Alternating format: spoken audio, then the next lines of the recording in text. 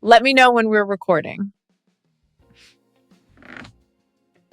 Welcome to the fourth floor. I'm Joyce. Today we're joined by Ethan Carter, the transformation lead whose story at Titan Manufacturing began with a hydraulic press and ended with a cultural shift that redefined an industry. Ethan, it's good to see you again. Good to be here, Joyce. Every time I walk into the studio, it reminds me of the first week that word transformation appeared in my job title. I had no idea how literal it would become. Let's start there. You once said the breakthrough at Titan wasn't technical. It was human. What did you mean? We thought we were installing sensors. Turns out we were rewiring trust. When the predictive system caught its first hidden flaw on press 5, a tiny leak Marcus spotted, it wasn't the algorithm that changed everything. It was the moment the floor crew realized the machine was listening with them, not for them. That's a beautiful distinction. With, not for. How did that insight change your leadership?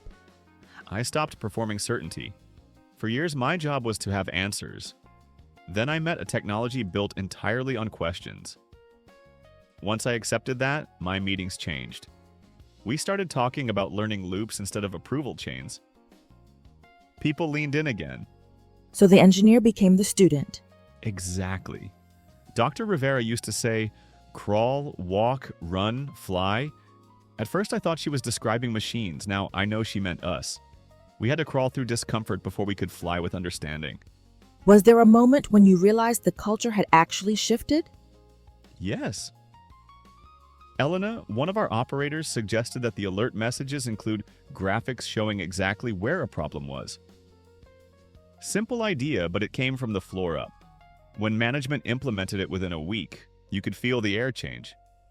People saw their fingerprints on the future. That's when I knew we'd turned a corner. You faced a real crisis later. The Aerotech acquisition. How did that test everything you'd built? It forced us to prove that learning beats panic.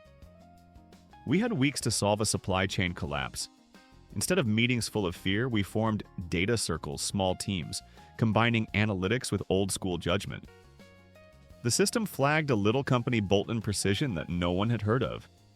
Turned out they could replace half our lost components. That wasn't luck.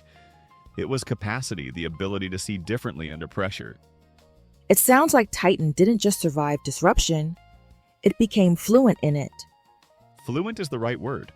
Once you stop fighting change, you start conversing with it. Every alert, every pattern, every anomaly, it's all dialogue. The question is whether you're listening. Many leaders listening to this feel they're still at the edge of disruption. What do you want them to know? Don't chase control. Build rhythm. Transformation isn't about mastering chaos. It's about learning to dance with it. And don't wait until the numbers force your hand. Curiosity is cheaper than crisis. Curiosity is cheaper than crisis. That's a line worth printing on every conference room wall. Just make sure it blinks occasionally so people notice. Ethan Carter, thank you for joining us on the fourth floor, and for reminding us that adaptation is less about machinery and more about mindset. Next time, I'll sit down with Sophia Mendoza to explore how creativity and strategy share the same canvas. And remember, imagination is the key to innovation, and you can find it on the fourth floor. Great job, everyone. That's a wrap. Yeah, Brandon.